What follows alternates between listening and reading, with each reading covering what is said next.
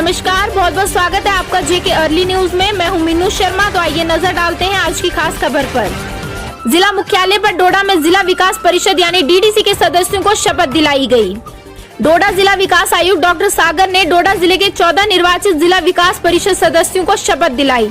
नदीम शरीफ नियाज, Mirajuddin Malik, Mohammad Iqbal Kohli, advocate Asim Hashmi, Dhanendra Singh, अन्य सभी सदस्य भी उपस्थित थे।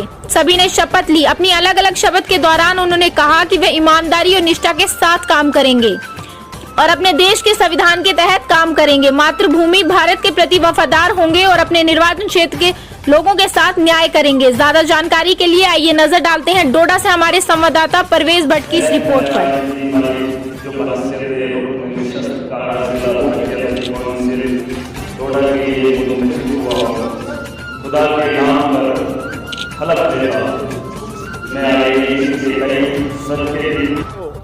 प्रधानमंत्री नरेंद्र मोदी जी का धन्यवाद करना चाहूँगा।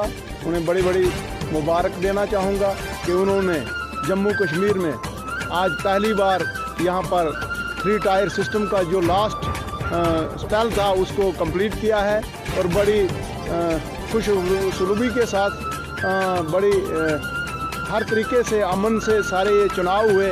तो मैं सरकार को भी एक बार धन्यवाद करना चाहूँगा। पूरी जनता को जिन्होंने हमें वोट दे के सब लोगों को चुना है उनको भी धन्यवाद करना चाहूँगा और उनको यहाँ से मैं आश्वासन देना चाहूँगा कि उन्होंने जिस उम्मीद से, जिस मोहब्बत और प्यार से हमें जिताया है, भारतीय जनता पार्टी की कौंसल यहाँ डिस्ट्रिक्ट डोडा में बनने जा रही है, तो उसके लिए भी मैं तमाम जनता को, तमाम वोटरांस को मैं अपनी तरफ से हार्दिक शुभकामनाएं देना चाहूँगा, उनका धन्यवाद करना चाहूँगा और ये आश्वासन दिलाऊँगा कि जो भी लोगों की उम्मीदें हैं उन पर खरा उतरने की कोशिश करेंगे। शुक्रिया, धन्यवाद।